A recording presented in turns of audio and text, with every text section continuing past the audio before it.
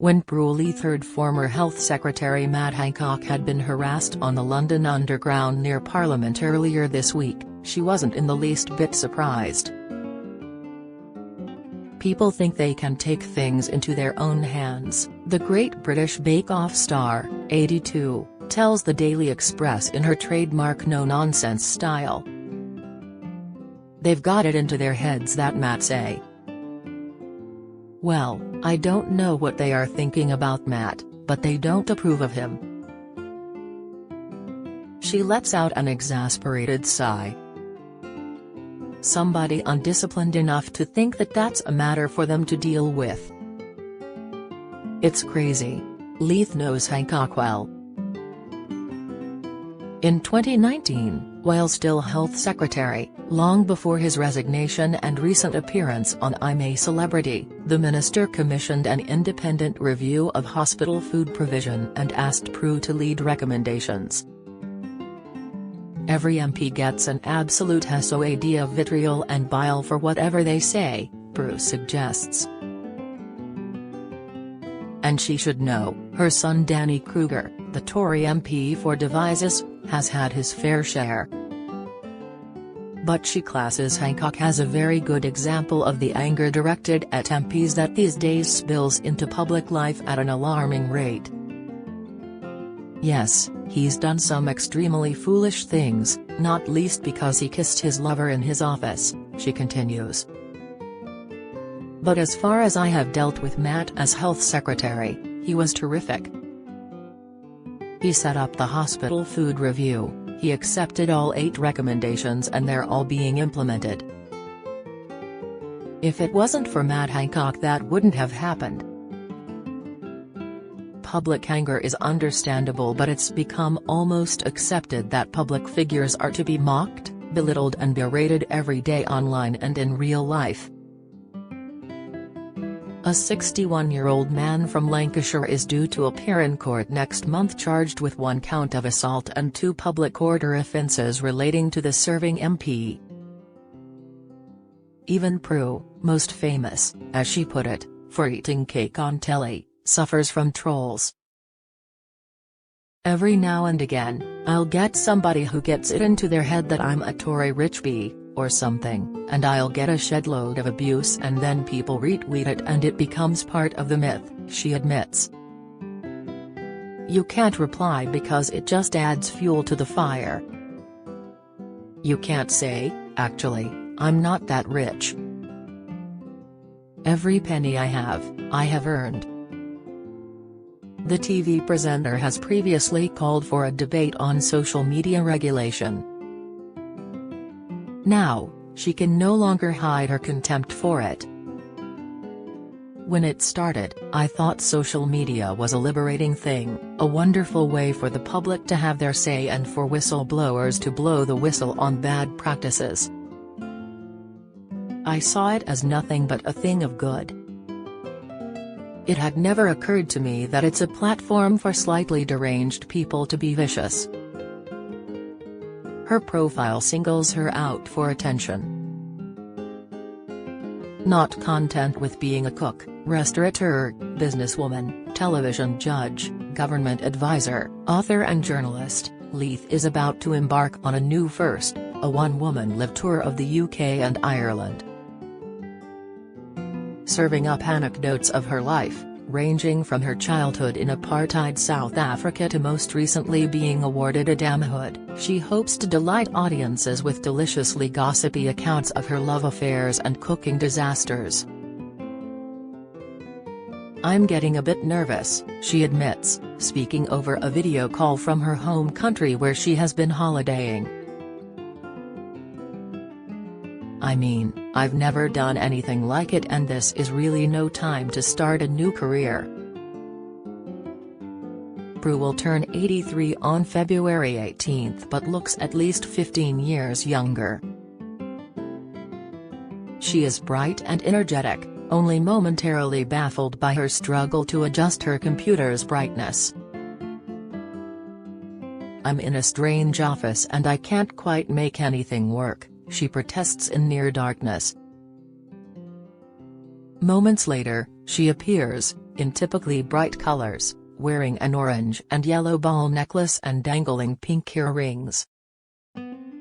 In fact, she provides the only brightness in an otherwise alabaster room. Prue has just spent a week at the Prue Leith Culinary Institute, based near South Africa's capital city Pretoria. It's an offshoot of the famous West London cookery school she founded in 1975. "I'm always nervous when chefs cook things out of your cookbooks because most chefs really resent it," she says. "The last thing they want to do is other people's recipes. They either sabotage them or think they can improve on them. But this being the Prue Leith College, they're very obedient." She breaks into laughter. "So everything was delicious." Rested from her holiday, she's raring to go again. And while she talks up her nerves, the warm-up shows she has performed in the UK and America, where Bake Off has also made her a star, have bolstered her confidence. "My heart was banging like anything and I had a real dose of stage fright," she recalls of her debut. "I thought, I really don't want to do this." But audiences had to fill out a form and 100% of them said they'd recommend the show to a friend.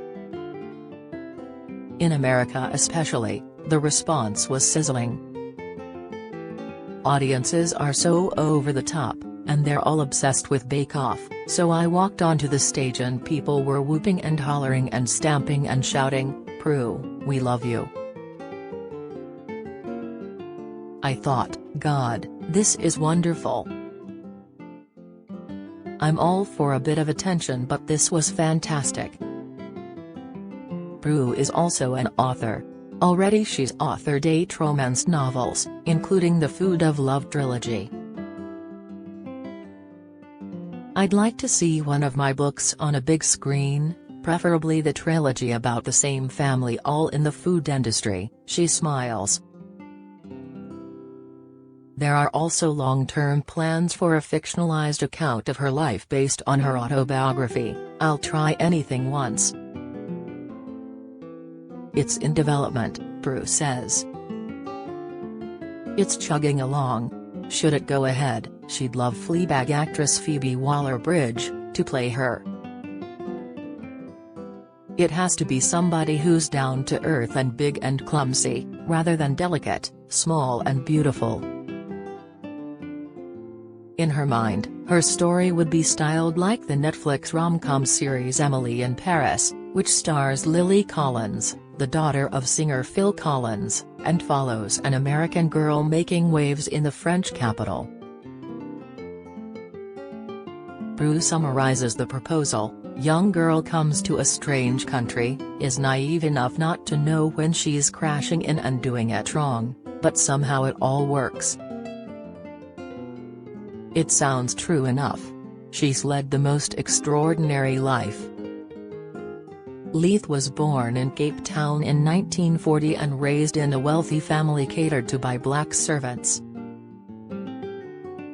Cooking in apartheid South Africa was not considered appropriate for well-bred white girls. She moved to Paris at the age of 20, studying French and working as an au pair, but really becoming a foodie. Her first husband was businessman Rain Kruger, with whom she enjoyed a 13-year love affair while he was married to the South African actress Nan Monroe. They conducted liaisons in her small West London flat while she studied at Le Cordon Bleu Cookery School. Kruger eventually left Monroe, allowing him and Prue to marry in 1974. A heavy smoker, he died in 2002.